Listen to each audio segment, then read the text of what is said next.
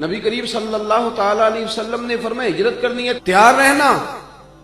جناب عائشہ صدیقہ کہتی ہیں جس دن کا میرے نبی نے کہہ دیا میں نے اپنے والد کو سوتے نہیں دیکھا. دن کے وقت تھوڑی آنکھ لگا لیتے لیکن ساری رات دروازے پہ کھڑے رہتے ساری رات. یہ ذوق ہے، یہ شوق. اور ایسا بھی نہیں کہ منٹ منٹ پہ فون کر کے پوچھا جائے کہ کدوں کو جانا ہے، ایسا بھی نہیں. آ کے پوچھا نہیں، ایک دفعہ کہہ دیا سو کہہ دیا. ابو بکر جانا ہے تیار رہنا، دوبارہ پوچھا نہیں کب جانا ہے. ابو بکر رات کو نکلنا ہے، ساری رات دروازے پہ کھڑے رہنا. ساری آپ لطف لیں اپنی زندگی کا.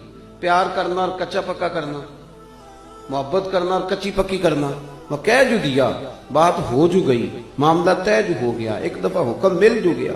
جس کو بار بار کہنا پڑے اسے تو کہہ کے بندہ کئی دفعہ تنگ ہوتا ہے، یار اتنی دفعہ کہنا پڑا تو فائدہ کیا ہو گیا. کمال تو یہ ہے کہ حکم آ گیا تو بس آ گیا. جناب ابو بکر صدیق ساری رات دروازے پہ کھڑے رہتے. یارو ذرا اس مزے کو لے کے تو دیکھنا. جس دن ہجرت کرنی تھی اللہ کے رسول صلی اللہ علیہ وسلم تشریف لے گئے. حضور نے دستک دینے کے لیے دروازے پہ ہاتھ رکھا تو دروازہ کھلا ہوا تھا. اتنی بھی میرے محبوب کو تکلیف نہ ہو کہ میں دروازہ کھولوں. دروازہ کھلا تھا اور دروازے کے پیچھے کھڑے تھے. حضور بھی سارا کچھ ہی جانتے ہیں اور امت کو سبق دینے کے لیے فرمایا ابو بکر سوئے نہیں تو رو پڑے. عرض کی حضور جس دن حکم دیا تھا اس دن کبھی رات نہیں سویا. کھڑا ہوں بس آپ نے کہا جو تھا جانا ہے. پھر کچی پکی باتیں کرنے کا کیا معنی. ساری رات کھڑے رہے، ساری رات انتظار. اور پھر دیکھو لوگ کہتے ہیں کہ ساتھ رہنے سے نا محبت کم ہو جاتی ہے، زیادہ آنے جانے سے پیار واقعی ہو جاتا ہے، اس میں شک نہیں. قدر کھو دیتا ہے ہر روز کا آنا جانا. لیکن یہ بھی اندر کا ہی معاملہ ہے. کچھ کے ساتھ آپ جتنا زیادہ رہتے ہیں اتنی محبت بڑھتی رہتی، عادت پڑ جاتی.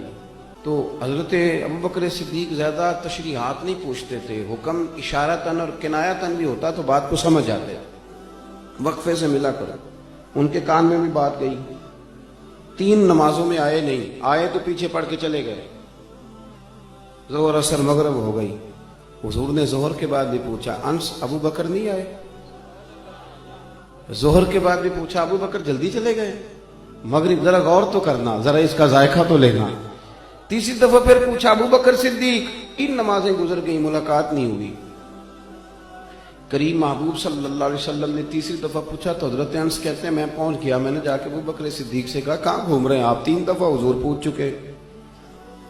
جناب صدیق ایک بار دوڑے آئے، حضور حکم ہو، کہاں تھے؟ حضور لفظ ادا کر رہے تھے تو آنکھوں میں آنسو بھی چمک رہے. کہاں تھے صبح سے، کہاں تھے؟ جناب صدیق اکبر نے گھٹنے زمین پہ رکھ دیے اور ہاتھ باندھ دیے. عرض کی یا رسول اللہ میں قربان جاؤں، میری کیا جرت ہے، میں کیا بتاؤں کہ صبح سے میرا وقت کتنی مشکل میں گزرا ہے. پر محبوبہ وہ آپ نے تو فرمایا تھا ذرا وقفے سے ملو تو محبت بڑھتی ہے. تو حضور نے تھپکی دی کندھے پہ. میں نے کہا تھا پر تجھے تو نہیں نہ کہا تھا. وہ میں نے کہا تھا لوگوں سے، وہ تھے کچھ لوگ جن سے کہا تھا پر ابو بکر تجھے تو نہیں نہ کہا تھا. تو نہ جایا کر یار، تو رہا کر. تو رہتا ہے تو طبیعت لگی رہتی، تو رہتا ہے تو بات بنی رہتی ہے. تیرا یہاں رہنا قرار دیتا ہے بعض اوقات. یار اس طرح کا وفادار آدمی، اس طرح کا رنگ، اس طرح کا مزاج. حضور فرمائے تو نہ جایا کر، تو رہا کر. میرے نبی کریم سید عالم نے سیدھا ہاتھ پکڑا ہوا ہے جناب ابو بکر صدیق کا اور دوسرے ہاتھ میں پکڑا ہوا ہے سیدنا فاروق اعظم کا ہاتھ. مسجد سے باہر نکل کے جب آئے نا حضور یوں کر کے جیسے بادلوں کے بیچ سے سورج نہیں کبھی نکل کے آتا اور کبھی چاند نہیں اچانک چمکتا تو وہ چھا جاتا ہے. حضور مسجد سے نکلے تو صحابہ کہتے ہیں دل خوش ہو گئے حضور کا چہرہ دیکھ کے. اور جب ہم خوش ہو رہے تھے نا تو حضور نے فرمایا میری اور ان کی رفاقت کو یہاں تک نہ سمجھنا. یہ جامع ترمذی میں موجود ہے. فرمایا یہاں تک نہ سمجھنا.